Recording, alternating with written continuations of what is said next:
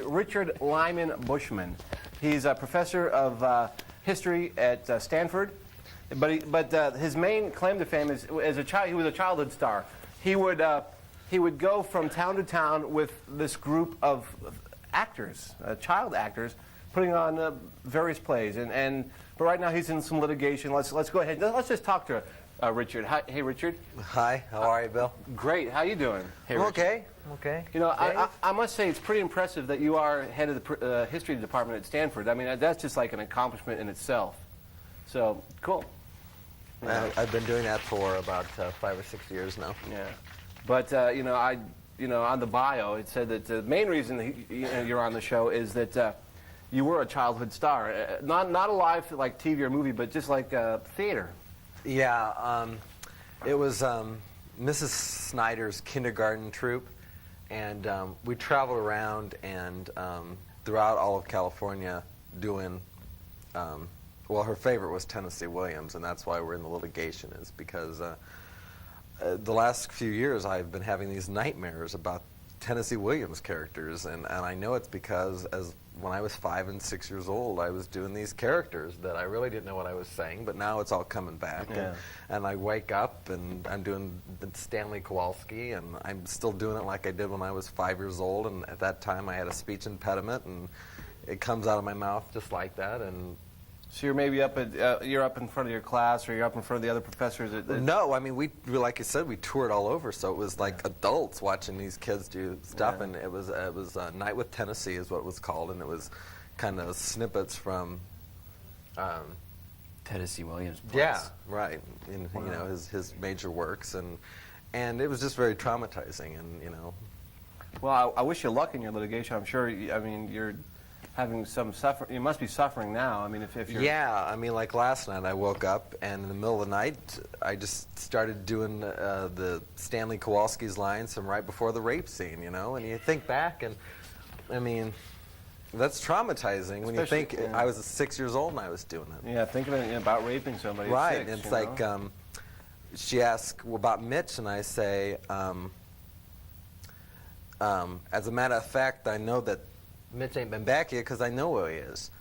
And they ain't a damn thing here but Twix and Wise and deceit. And look at yourself. Look at yourself sitting there in that worn-out Mardi Gras outfit that you rented from some wag picker for 50 cents with that crazy tiara on your head, sitting there on your throne, swilling my wicker. Just who do you think you are? Oh, that was beautiful, except for the pronunciation. Well, I was, you know, I had... You know.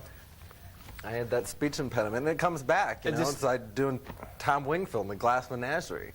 You know, I didn't go to the moon. I went much farther, because time is the longest distance between two places.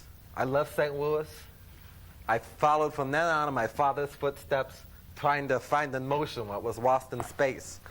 That is terrible. But the most terrifying thing was that one day we only had 3 kids to do the show, and so the only show we could do was Suddenly Last Summer, and I had to be Catherine. Oh. I know, and it's just like, that's terrible. You know, the other night I woke up and I was like, and I got to the top of the hill, and they devoured him! That is trauma, folks. That is some trauma. Let me ask you, Richard. Okay, so you're in front of your class at Stanford, and you're doing your professor thing. You're teaching. You're molding young minds. Does it just come out? I mean, yeah. I mean, can you imagine? You know, I'm sitting there. I was teaching a class on Nazi Germany, and I'm talking about Kristallnacht, and all of a sudden I say to them, "I've always depended on the kindness of strangers." And they're like, what the heck's he talking about? You know? You must lose some. It sort of makes Kristallnacht seem unimportant when you're... Let's face it, they're wondering what the hell is he talking about. Yeah. Well, that's probably right. Yeah. And you must lose the respect of the kids that you're teaching, because you have these flashbacks and you talk a little bit like Elmer Fudd. You know, not saying, but he's cool. But you talk a little bit like him when you're doing that, between Elmer Fudd and Barbara Walters, and they must think this guy is like flipping out, you know. What kind of drugs did he take in the 60s kind of deal, you know? And that's the problem, I grew up in that liberal time where they thought, oh, kids can do anything. Yeah. And there we are, we're doing Tennessee Williams, and I mean, it's a good thing I, got out of kindergarten before she started doing Eugene O'Neill. My Jeez. God, can you imagine doing somebody having to do Mary Tyrone all juiced up on morphine? A 5-year-old? Unbelievable stuff. It's kind of like that. It's almost like that girl that was her dad and the instructor. They were flying the plane across the country, and of course they didn't get very far. It's kids can't do anything. Kids are kids. Maybe sometimes they should be put in their place. Give them a cigarette and some coffee. Keep them thin, Yeah, and don't let them get out of control and ruin their lives, because this is what you have. You have somebody that pulled themselves up by his bootstraps, became history of Stanford. Geez, I mean, what I'd give my teeth to go to Stanford, but and he's the professor there, and now you still have this scar. This kindergarten teacher, what is she up to now? Is she continuing? Oh, yeah. Well, that's part of my litigation, is to get her to stop. I mean, she's still doing this. I mean, God, last year she had them out doing Pinter. Have you ever seen The Hot House? I mean, that's frightening stuff to be having 5- and 6-year-olds doing. To be emoting at that young age it's torture, I'm sure. Sure. Well, speaking of torture, in the Pinter's The Hot House, this guy gets electrocuted. You can imagine what that's going to do to a kid in 15 or 20 years. Or in The Collection, the relationship between the new men. The two men are just, kids just aren't. Jeez, they can't handle it. She did Sam Shepard a few years ago, Curse of the Starving Class. Somebody walks out naked with a sheep in front of him. I mean, that's, heavy stuff for kids. And urinates on stage. Yeah, that's right. And the sister gets blown up.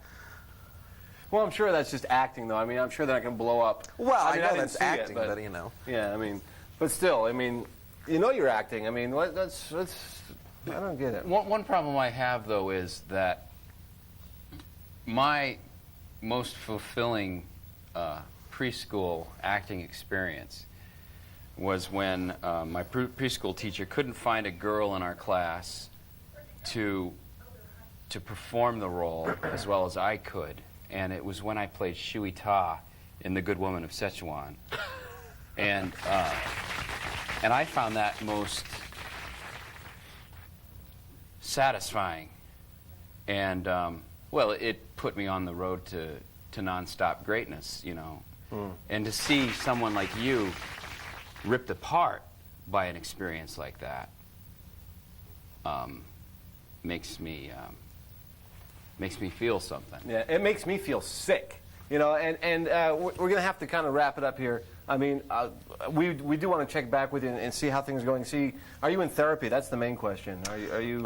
No, I just went straight to the litigation. Okay, well, the best thing for you. But we're going to go ahead and wrap it up, and we're going to come back next week. Well, going straight to the litigation, that's going to give you money for all the therapy you need, Because you can be in therapy for the rest of your Well, I mean, your it's life. not so much that, I want to help myself as much as I want to stop for these children who are 4 and 5 and 6 years old. And we're going to stop right now and just come back next week. So you guys have a nice week and stay out of the theater.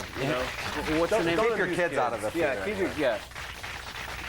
And by the way, that high school, that kindergarten class will be presenting Medea next week. Right. Yes. And So Titus boycott. Andronicus, I think, next fall. Yeah. Titus Andronicus, which will be a good one. Hasta la vista. Bye.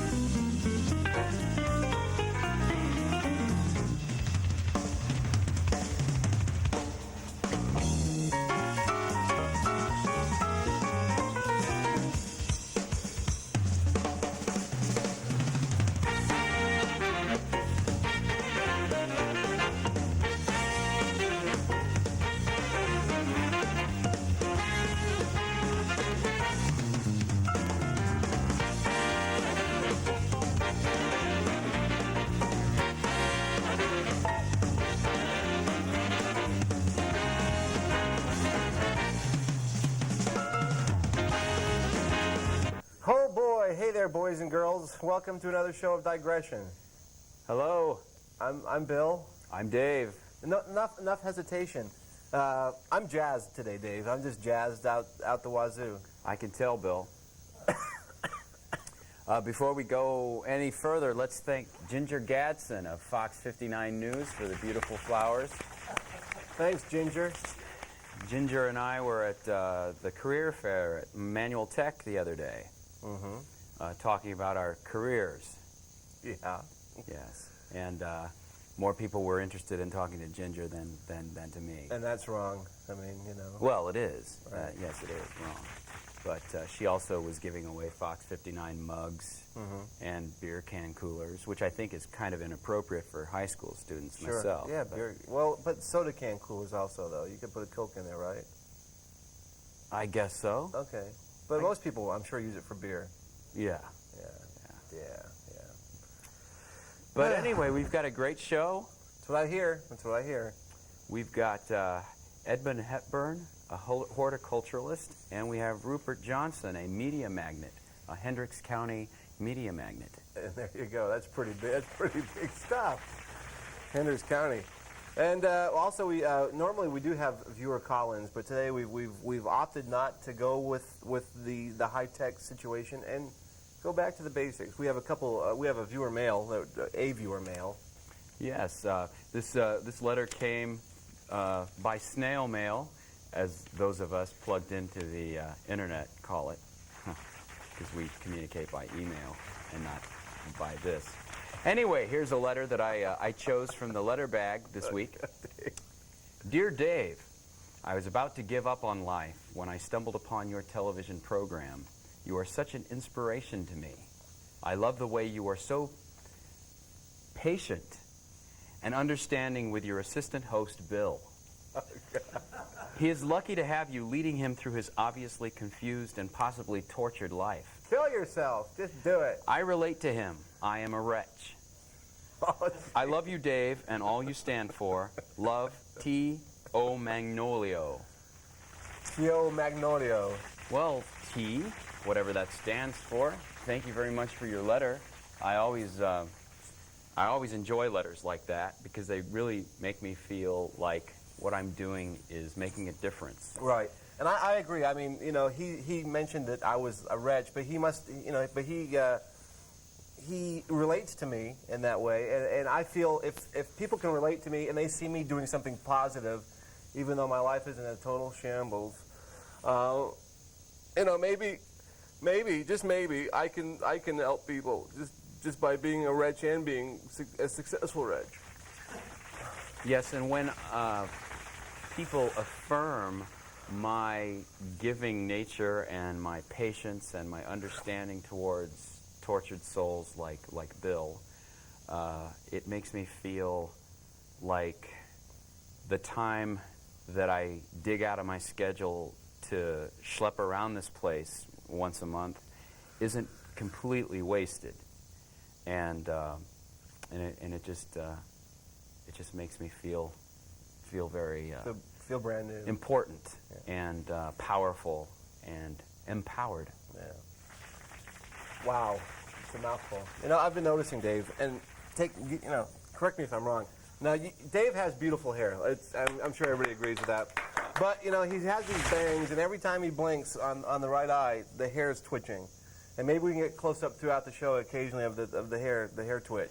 Yes, I have a head full of thick, full, fluffy hair. Yes, you do. There's no bare spots on my head. No, but right there. And so, that was too quick, wasn't it? And as opposed to some people whose hair, you know, thins out as they get older. Paul Reiser, Mel Gibson. My hair just seems to come out Bill fuller Clay. and thicker and fluffier and longer, and I mean it's it's almost a curse. I'm sure it is. Yes. But that nervous twitch. To see my big shiny forehead. Yes. That's enough of that joviality here on the show. We're going to go ahead and start into the meat of the program and bring on the first guest. That is Edmund Hepburn, horticulturalist at the art museum here in town in Indianapolis. A lot of grounds to cover, a lot of things to take care of. And also, at one point, he was the main horticulturalist at the Mount Auburn Cemetery in Cambridge, Massachusetts. Presidents are buried there, John Wilkes Booth's brother. Just the most beautiful, relaxing cemetery, and of course a lot of dead people, so it's very relaxing. But at the same time, it's got to look nice. It's got to be, it's got. So here he is. Hey, Edmund. Hello, how are you? Great to see you, Edmund. Thank you. Thanks for coming on the show. Thank you. Yes, this is a special time for us. I mean, it's springtime, almost summer. Depends on what happens with the weather, but so I'm sure you're pretty busy over there. Oh, yes. This is our busy planting season. We're putting in all sorts of things, and the stilbies and daylilies and all sorts of things. It's wonderful. It's very busy. You remind me of somebody. I don't think I've ever met you, but you remind me of somebody. Well, my aunt is Katharine Hepburn. No. Yes, her brother Bob is my father. Wow. And so there is a family resemblance. Now that you mentioned Catherine, I mean, I can see it. Well, she has a little bit better bone structure. So has that brought you any? Has that brought you any? Oh, celebrity, any not fame? really. Occasionally, some people will wander onto the grounds and just ask me about my last name, and then I tell them, and they ask how she's doing, and that's usually the end of the conversation. Wow, Hepburn. So yeah, okay, I can connect it now. So are you in contact with Kate? Much? Somewhat. Whenever we're at Fenwick, which is the family home in Connecticut, we do spend some time talking. She's not in the best of health. Ever since she did that movie with Warren Beatty, she really hasn't been the same. No, she's just her and Annette Bening and Warren Beatty. Why did I do a movie with Annette Bening and Warren Beatty? Spence! That's all she says. Very upsetting, but she's fine. 88 years old, and her birthday's coming up here soon. So. Now we're not here to talk about your aunt, although that's interesting, and maybe we'll get back into it at some point. But a horticulturalist at the art museum. I mean, a painter maybe or a sculptor, but a horticulturalist. What's going on there? Well, it's always been something I've been interested in. All sorts of little grubby things in the ground. It's all fascinating work, really is. Yeah. Yes. Yeah. Well, I read the newspaper. I mean, I get around and I can read, so don't think I can't. But I read Dick Crumb's articles occasionally. He's a hack. Wow. Just dreadful. They're always telling you to do the wrong things. Yeah, I'm under that same impression. I mean, I can't believe some of the things that I read and that he says to do. I'm going, what is with Dick Crumb? So you guys you don't get along. Well, it's not that we don't get along. We try to avoid talking about the business when we see each other. And, I don't really see him very often, but whenever I read it, I get very frustrated. He always tells you to do the wrong things with your friends, and it'd just be dreadful if I had that sort of man in my yard. I understand that in addition to being the horticulturalist at the museum, that you're doing a lot of research in hydroponics. Yes, I find it fascinating. It really is. All that sort of thing hanging up there and being dusted with mist all day long and not being planted in soil. My Kate's good friend Spence used to say the best thing about the world is the earth. You get so much from it. And to watch those things just hanging there from those rafters being shot with water all day long, it's absolutely fascinating. Right, growing not in the ground, but up in the air. Right, hanging there and just being misted all day long. You'd think, my goodness, it must get awfully tiring hanging like that. Do you think they play like music in those hot houses for the Well, plants? we do that sometimes. Yeah. It does wonders for the orchids at the greenhouse. It really does. Do you talk to them also, they just then? grow. Do you talk to the plants occasionally? All the time, really. When your work is working with things like those Shasta daylilies and those little daylilies there, those are Shasta daisies. Too, yeah. That's all you work with all day long, and you have to talk to something. It's wonderful. Yes. So you don't think that we were gypped by Ginger Gadsden? She's a dear girl. Wonderful She girl. sent us a good arrangement. Oh, it's lovely. It's huge. The burlap bag, though, that's pretty tacky. Okay, now These are ferns. I see some parasites here. What type of parasites? Oh, those are those aphids. Oh, you don't want those. That's a nasty arrangement. You should send that one back. Okay, then let me ask you. Say we had like a chameleon on there, just to eat the aphids. Would you recommend that for house plants?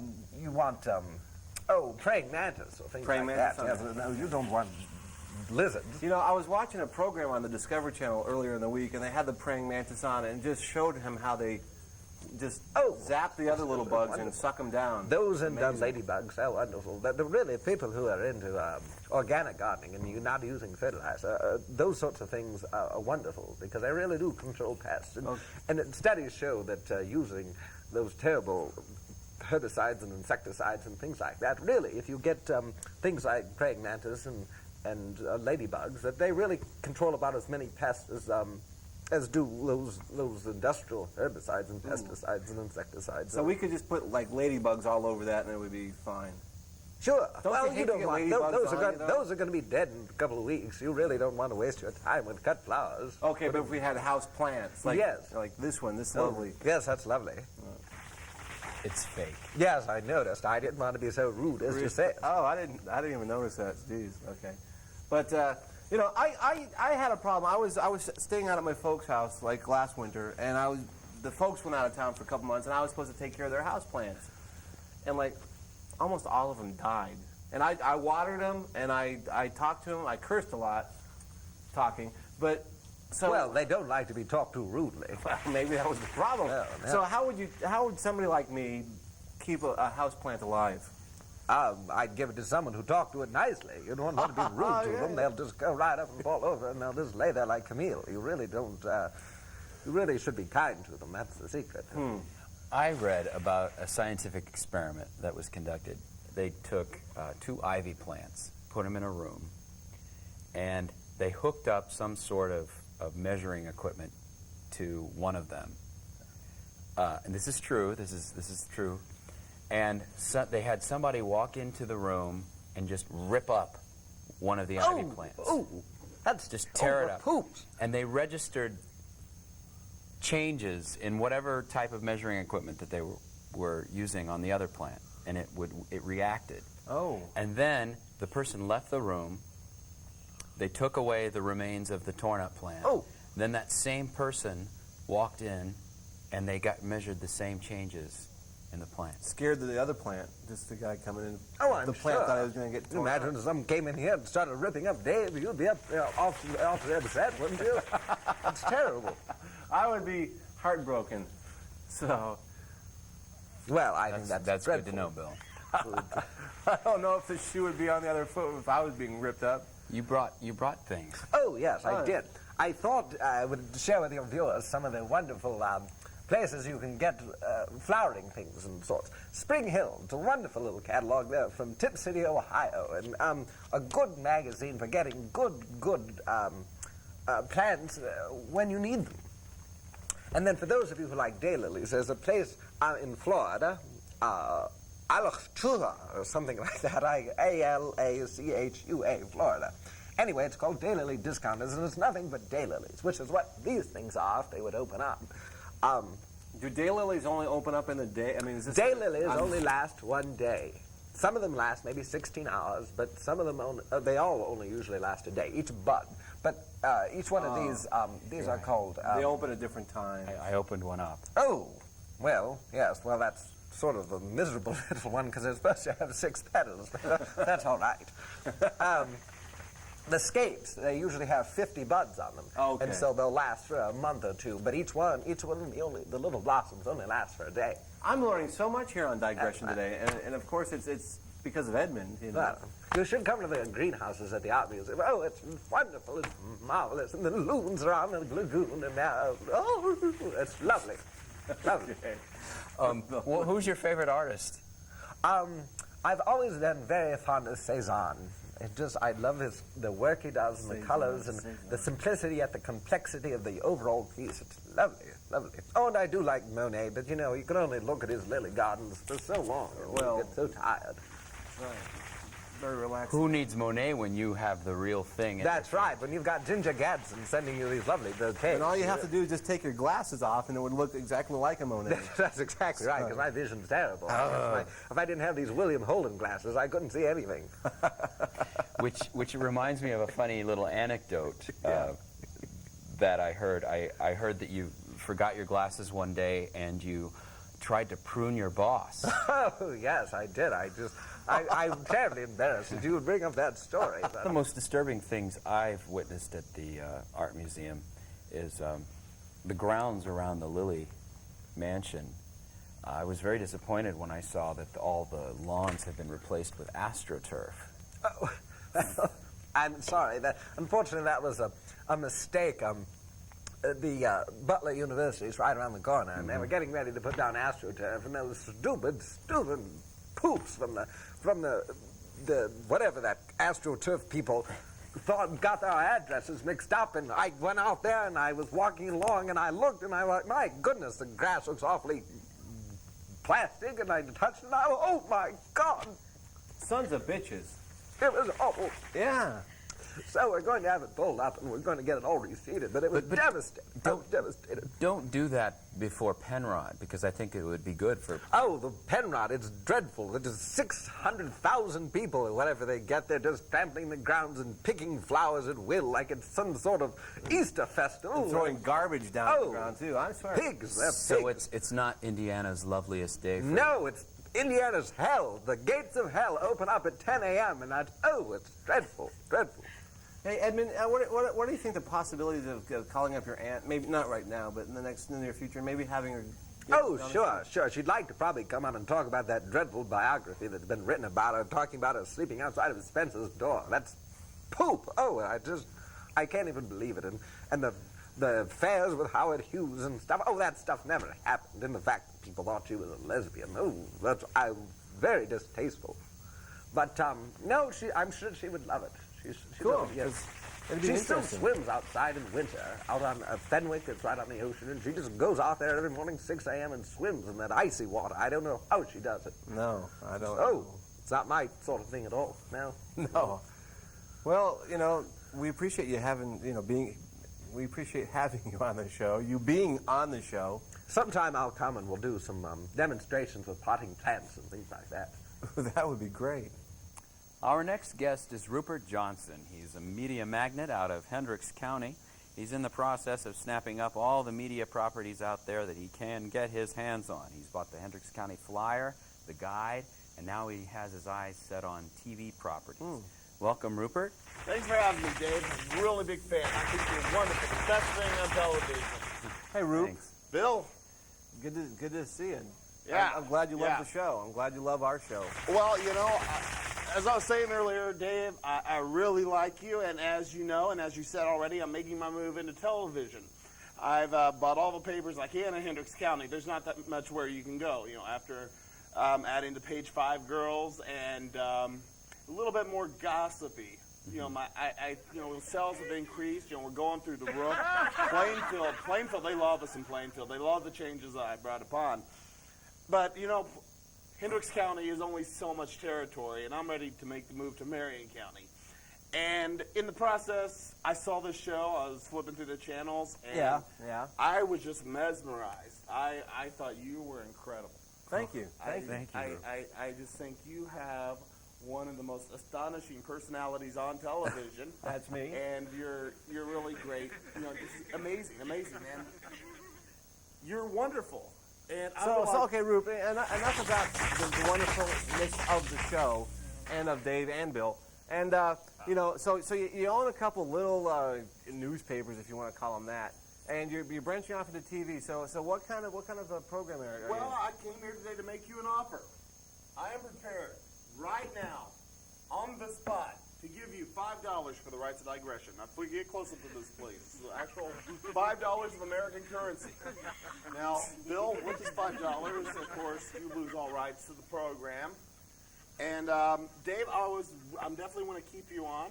I think you're amazing. And how would you feel about if we got Cindy Wine as a co-host? I talked to Cindy Wine. She's interested. And she's really excited about the opportunity to work with you. This $5 is an insult. Like we've never seen, Dave and I have never seen $5 before in our lives, and you're making us an offer of $5, and then you're like cutting me out of the whole conversation. I'm a little bit irritated. Okay? Here's your $5. Are you quite finished Bill? For now, I'm sure. Okay. Of course, Dave, the $5 is just for Bill. You get a full benefits package, free room at the Holiday Inn West, Okay. Wow. and the one in Lafayette. Lafayette. Wow. All the cable TV you can watch in those rooms, free of charge. If you want to turn on the naughty movies, how there, buddy? Okay. My treat. Hey, Rue, how come I'm just curious, how come I'm being, like, ousted? What is this deal? Well, Bill, how can I put this gently? You're no Dave. No, I'm Bill. That's why Bill and Dave work well together. It's a salt and pepper. It's a compliment. It's eggs and bacon. It's more like chocolate and cheese. I've never tried that. I don't It's know. not very good together. You have chocolate over here, and you have cheese on this side. Okay. And, I'm just saying that perhaps Rue. if we got a more feminine approach to the show, someone a little bit more perky, someone a little bit more shapely. Anyway, but okay, I've had chocolate fondue where you dip things in it and chocolate fondue, very nice. It's very, and I've also had cheese fondue like at the brew pub, and that is so good. You know, a couple tall frosty ones and some cheese, and so cheese is excellent on its own. And you know, I've had something called chocolate cheesecake, which wasn't bad either. Or you get cheesecake and put chocolate on top. But Bill, the best part of the chocolate cheesecake was the chocolate part. So But why is it called cheesecake? Cheese. yes, but it's chocolate cheesecake. Or when you're taking a photo of somebody, they say cheese. Come on, and they have cheese nips. Well, if you say chocolate, do you make a smile? Chocolate. No, you don't make a smile. You say cheese. So people You do make- smile when they think about cheese. So. Just like when you say Dave.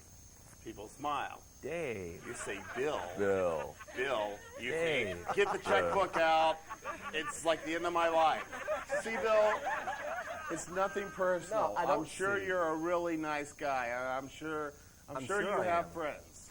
That's not what I'm saying. I'm just saying that perhaps TV is not the right medium for you. Perhaps you want to move on to, I don't know, maybe writing classified ads. Yeah, for your newspaper, I'm sure. You know, why don't you go to one of these other cable action shows like that underground crap, you know, where they have that the girl that seemingly, not saying she does, sleeps with all the guys in the band before they do the show, or do country music jamboree. That's a top winner. We had Bettina on the show for a few weeks, and sorry to say she passed away, being locked in that Anvil case. Bill, I'm sorry. I need to talk to you about something. I need to come clean right here and now. It's a done deal. The paperwork's already gone through. This guy's media empire grossed him $530 last year alone. I feel like it's time for me to move on, and I feel like I need to move on Fine. in the fine, direction you know? of winners. Fine, Dave. I can start another show, Mr. Moving On with Rupert here. You know, I give and I give and I give a little more, and all I expect is a little cooperation from the other talent and the crew, and to have somebody like you come on my show. Excuse me, Dave. Our show, but still it's our show. Don't even think it's your show, Mister. And just Phillips head me into the ground. I'm sorry. I am sorry, Mr. Rupert. Wait. God. I've never seen such power and charisma in one man before. That was incredible. I was emotive. That was amazing. It was a fluke, Rupert. It was just a fluke. Here's your $5, Bill. You know, I'm gonna just have to ask you guys just to leave. You know, I need to be alone. Well, I feel like accommodating you, Bill. So I'll be going. Oh God! I can't believe Dave's leaving the show. Really good pizza there. What am I gonna do? You know, I normally don't cry. When things go wrong, I just kind of just withdraw into myself, and I don't cry. Maybe I turn on a TV show. Maybe I have like a Coke and some popcorn, but I don't cry. Dave, I need you! Dave! God!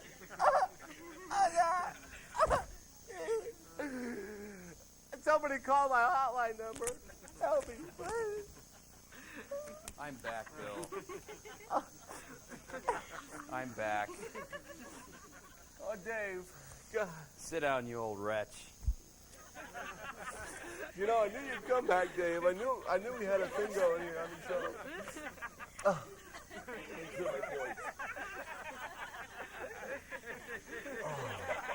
I'm feeling better now. Oh, Coke. Yeah.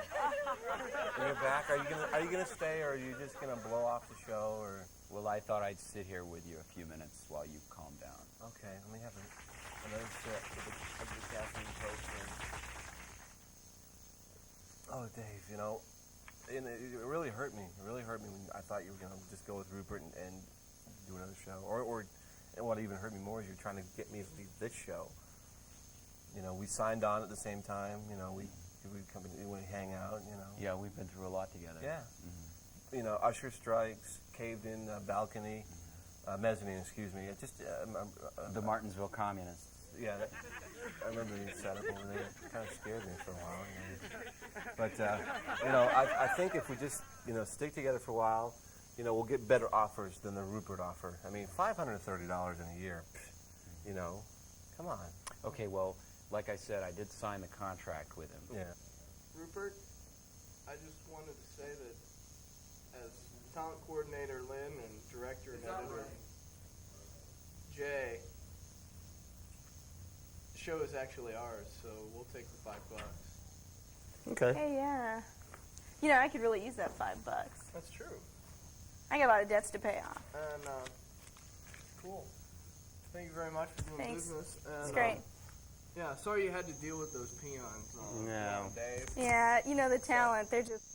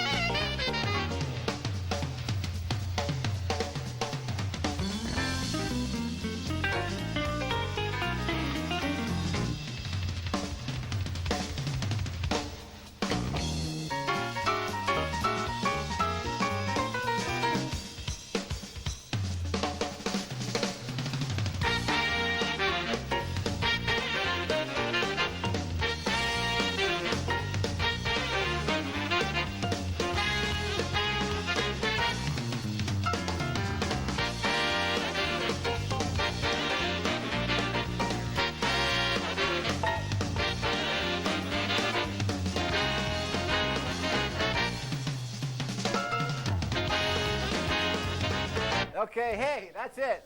And we're back, and this is Bill, and I'm Dave. this is Digression. You might notice, if you've been tuning in, and if you're not, we're going to hit you with a stick, but we've changed the set just a little bit, taken away one of the extraneous chairs, kind of moved in a little bit closer. We had a television set consultant come in. They did a $2,500 feasibility study and decided that we needed to eliminate one of our chairs. Right, and out of the budget for the show, we only gave them $12.50. So, you know, we owe them, but we hope this makes a big difference and enhances your viewing pleasure. Poop! Oh, I just... Yeah, don't pay any attention to. I don't even know what's going on back here, but don't pay attention. This is the show here, not back there. Today, up on the mezzanine, we have fired McDonald's workers.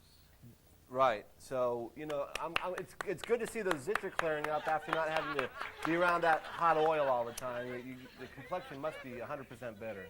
Those are people who missed the sear timer, people who didn't keep the fry baskets full, I hate that. I do. and people who rinsed the lobby floor with dirty mop water. Yeah. Why spread dirty water on? You know why? Come on. That's why you don't have a job. Yeah. So anyway, Huh.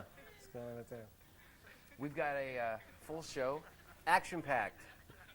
We've got a Shakespeare baseball team. Right. The manager and owner of a Shakespearean baseball team is here. And a man who only pays cash. Just uses cash. I mean, Lynn Berger, our talent coordinator, you know, was digging deep, I guess, for this show, and she came up. And maybe it's interesting. I don't know. We haven't. She's obviously working with a definition of the word talent, of which I'm unfamiliar. Our first guest, again, as we mentioned, is a manager owner of a Shakespearean baseball team called a Midsummer's Night's Team. So, and I think that's pretty clever on their behalf. Her name is Lori Kaluzdian, and you know, Lori and I go way back. I've known her since I was a kid, just a young shaver, and I've gone out and seen the Shakespearean team play a few times, and it's so strange. It's not even like baseball. But here she is, Lori. Hey, it's good to see you again. Oh, it's good to see you again too, Bill. You look great. Dave's wanting in on this, you know. Dave. You know, you have that continental flair. You've lived abroad, haven't you? Oh, yes. I can always tell. Yes, I've lived my- with broads, so does that make? Oh, is that, Bill, you're so pedestrian. But then that's what I love about you. That's why I love about myself too. So. But tell us about the how you guys came to be a Shakespearean team and what goes on at the games for the people that haven't been to one yet. Well, all right then. Well, you see, the idea behind the Shakespearean baseball team is actually the focus is less on sport than on the artistic presentation. You see, the idea is no matter how badly you play, as long as you're eloquent and well-dressed, people will overlook it. I mean, it works for the royal family. And it works in rock and roll music too. I mean, Oh, you know? good point. Yeah. You know, some of these people can't play a lick, but they get up there and they look like they can, and it works. I think Rod Stewart's a fine example. Right. You've also hit on a very tried and true. Spit it out. I'm trying to be more articulate around you. I see. Yeah, with me, he Oh, slums. flatterer. So, Anyway, a format where you always work in at least 2 acts of vengeance in each game, Oh, and 1 absolutely. death. Oh, excellent. You see, I'm so sorry for what I just said to you because you're absolutely correct. It's a very good. You see, the idea is we have a rotating team because we do have to kill off someone in the more serious games. wow. If They're you're like usually- behind, you have to be dramatic. It's I a think. rookie. It's Yeah. kind of like the ensign on Star Trek. Sure, they never come back from the planet. No, and they know. You Yeah. can tell. You look at them, there's fear in the eyes. But they go out and they do it anyway. And you see, that's exactly what we're looking for. So you take actors from your more rural areas, say, theaters like Gaslight and Wesley. Oh, we've Ooh, killed off ooh. too many from Wesley. I don't blame you. I've been to some productions there, and I'm thinking, hand puppets could do a better job. Now, we did have a young man from Civic who came out. Yeah. In fact, I think he was their PR manager for a while. But he caught on. He caught on and he ran like a rabbit. Well, smart boy. You know, he wasn't terribly athletic anyway, bad knees. But the idea was he would have looked splendid dead on home plate. Yeah, well, and that's what people want. They want a show. I mean, Oh. and that's my whole thing about sports. I mean, there's no plot. I mean, each game is basically like the next game. I mean, they wear different uniforms and different temperature and weather, but basically it's the same thing. Darling, you're taking my plan. Why don't they have a plot? So you're adding a plot Oh. to the sport. Well, yes. Actually, you see, we have theme night. You know, it's very popular perhaps in Bush Stadium, isn't it? Right. Bush Stadium downtown, which they've just remodeled, by the And way. they're moving it somewhere. And It'll still be in the same place, basically, won't it? I thought they were building a new stadium. They're building a new stadium next to the convention center. Oh, and that's with our lovely. tax money, so and I don't even. No, with private funds. With private funds, well, that could have then. been tax money. You see, if it's in England, it would have been with everybody's money, Sure. except the Queen's, of course. That's sad. All right, anyway, you see, we have theme nights with the Shakespearean baseball team. And we pick a play, a Shakespearean play, and we Sure. try to model the game after that. And everybody's characters, right? And Oh, goodness, yes. I mean, we pack the house on Hamlet night. do you have horses? I mean, because I know there's a lot of horses going around in some of the Shakespeare plays. Do you ever have like horses on the field, or do you have players that are dressed up as horses? Well, actually, we kind of took a little nod from Braveheart on that. Mel Gibson, lovely, lovely man, very funny, even though he's a sexist pig a lot of the time. And he's bald.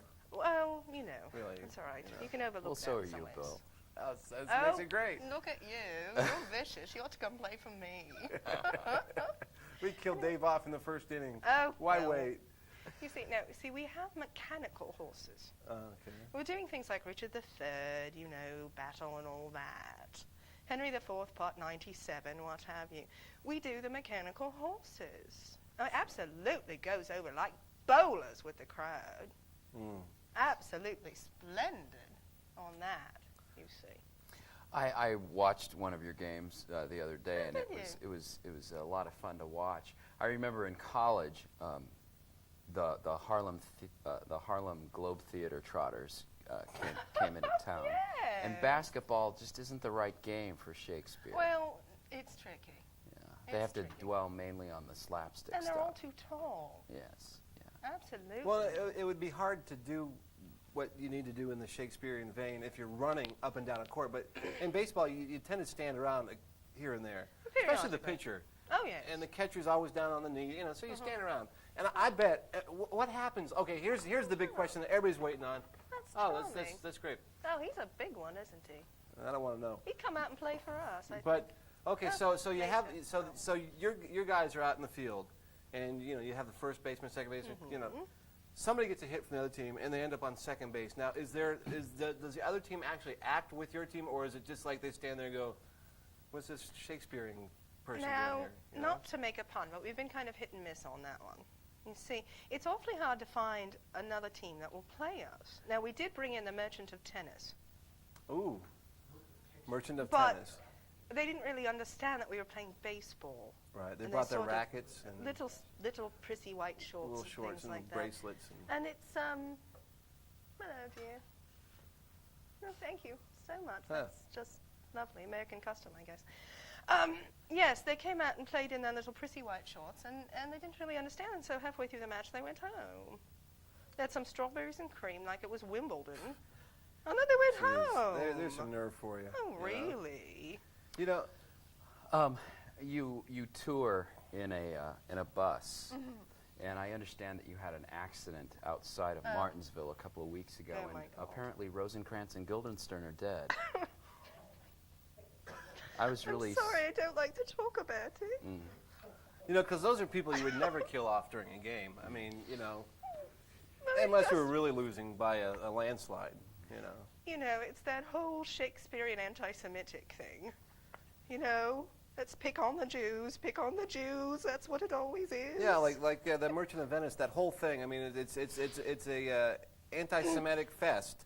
I mean, I'm fine now. and you know, and things have changed here in the 20th century, bordering on the 21st century, and we hope Absolutely. that we can just do away with And that. that's, you know, and also part of my mission as the owner-manager of a Shakespearean baseball team is not only to get out some of that Shakespearean anti-Semitism, but also to make people unafraid of Shakespeare, because, you know, if you can see someone like, Macbeth playing shortstop, And Mel Gibson actually played that, and that was beautiful. That was was Hamlet. Hamlet, darling.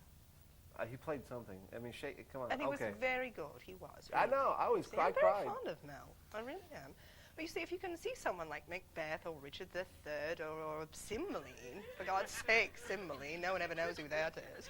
But if you can see someone like Cymbeline playing first base or perhaps eating a hot dog and scratching himself on the sidelines, I mean, for God's sake, doesn't that make you just want to go to the theater? Yeah. Don't you think there's a danger, though, that you're going to turn off people when you hand them that 430-page study guide before the game? Oh, no more so than any production ACT, Dave. Because when you go to a Shakespeare play, sometimes, and I've been to a few. I don't get out the house very often. But when you go and you sit like in the back because sometimes it's expensive, and you can't see very well. Like you have to know who's who just by the costume and what part of the stage you're in and who they're relating to. Yes. So I have to look over the study guide so I can actually enjoy the production instead of sitting there going, I wonder who's that and what is they. You have to. So the study guide is a it's a necessity. Yes. Damn and- it. Well, we are the only baseball team with a costumer. Ah, We have a costumer, we have a caterer, that kind of thing, put out the truck with the pastries and that sort of thing. Actors, whether they're playing, sports or whatever, they're rather picky, feisty kind of Yeah. lot. Very temperamental Spoiled. divas, Egocentric. Oh, absolutely. So you have to make, but it's worth it because I love them all. They're like my children. And again, it adds a plot to the game, and you got to have a plot. Oh, absolutely, so that. And I highly recommend that you all come out on our Much Ado About Nothing night. Because we stand around and don't do much and put on masks and then all fall in love at the end. Ooh, maybe we could absolutely put a team wonderful. together and play the. Well, because you can always tell with Shakespeare, they fall into three categories. You've got your tragedy, your comedy, and your historical. In the tragedy at the end, everyone's dead, and in the comedy at the end, everyone's married. So, it's either a really action-packed game or very romantic. I'd like to see the games where there's sex involved. Yes. Oh, no. He was bawdy at times, so things never really got. You were thinking of Chaucer, darling. Okay, sorry. Chaucer, the I just Canterbury, want to see sex. the Canterbury Quails. That's what you're thinking of. Quails? The Quails. Oh, it's another team. They're in There Canada. we go. That's very Canada. It's a whole different thing in Canada. You understand. It's cold up there. Cold. Well, thank God they're not French. Jeez. They think they are. Absolutely, you're and right. They're way off base. I'm just so glad it's found such a welcoming atmosphere around Indianapolis. It really Well, has. nothing Even else though to the do here, horrible so. accident happened down in Martinsville. yes. We were very afraid because if you don't have a horrible accident with actors, you don't want to be having it in Martinsville. No, especially it's the home of the Klan, and Yes. and that is especially actors. They're actors, not. Oh, They're but a you little bit off see, base occasionally. They're eccentrics. The whole what thing. we did, we were actually threatened by a rather ugly mob of Martinsvillians. Well, they're ugly out there. And what we did was we took their sheets and we put them in Coriolanus. We made them extras. They loved it. It was like an automatic détente kind of thing. Beautiful. Oh, it was. It was splendid. Well, Indianapolis loves its baseball, Okay. and it loves its risk-taking theater. So I think you've hit upon a remarkable Very. combination there. And if you would serve like a 4-course meal with it, it would be a dinner theater. Oh, And yes. Just really just go to town. I mean, they have That those could be all over the place. splendid. No franks and beans though, just more like yeah. He's back again. That's What is oh, it's that going Rupert guy from. on here? What are you still doing here? I'll talk to Well, he's rather upset about something, darling. Yeah, he wants the show. Oh, you're on the cords there, Mister. No, well, he's gifted. Anyway, so you wear a glove, or do you have like a different kind of catching device? I mean, is it part of the costume, or do you wear the conventional glove? Again, I've seen the game, but I'm sure people want to know. Oh, well, it depends on the production, actually. You see, if we're doing something like, say, As You Like It, with all those silly things out in the woods with sheep and all that, we tend to use just large sides of wool Okay. to catch them. Like a big mitt that you wash a car with, kind of. I mean, Very a big, good, yeah, yes. that's Like a great. chamois. Yeah. It's a catching Looks like it, chamois. yeah. That's what it is. But if it's something a little more dramatic, you know, like I said, oh, Richard III, I keep going back to that, but it's my absolute favorite night. If it, Huh. well, he's a graceful one, isn't it? If it's Richard III night, then we usually use some sort of bloody napkin or something like that. Okay. Just. It's colourful. Sure. It's very colourful. Oh, yes. You know, Well- you really haven't seen it, so you've seen a ball splop into the third base corner with the blood just flying out in a big spray. Well, I know Dave and I are going to do what we can now once the Indians move out of Busch Stadium to their new home to see if we can get your team ensconced in Oh. Busch Stadium, and you can take on all the different kinds of teams. Maybe actually put on do you do any like warm-ups where you put on like a scene before the game? Oh, Or, yes. Ooh, Yes, we do, a usually. little preview of the game, I guess. The it more would be. obscure plays, you know, the ones that no one ever does, like Troilus and Cressida, Cymbeline, you know, and of course the ones that no one ever does well, like The Tempest. You know, that kind of That would be tough. So yes, we do. We have warm-up scenes where the other team is over scratching themselves and spitting. We're doing lines and things like that. Warming up, as Warming they up, say. that Sure. is, yes. So You know, there is another group of actors, athletes in town. They're called actaletes, and that's comedy sports. And they wear the baseball outfits. They don't dress up as characters, but they wear the baseball, softball outfits. Maybe you could call them up because they're a bunch of comedian actors, and maybe you could get Really? a thing going. I've never heard of. Dave's They, one. they often do Shakespearean scenes, and it's pure Wait a minute. genius. I have seen them. There was, you know, the rest of them weren't very good. But there was this one who did the opening poem, lovely red-headed girl. She was brilliant. Absolutely brilliant. Were you in that, Dave? Can't place her. But- Were you in yeah. that? No, he must not have been. But Dave is a member of the group, and he's almost always there. He's a regular. Some people say he's irregular, but you know. Well, you know, not Bad- most of bad us with on them. manners, Bill, but Well, I think we I'm need to exhausted. move on. I'm exhausted. The Midsummer Nights team, they play their games the 12th night of every month, oh, There you go. Yes, And, very good, Dave. and good luck to you. Lori, it was great to have you on, and I will be catching your next game, and we'll see what we can do about getting Busch Stadium for you. oh, thank you so much, Dave.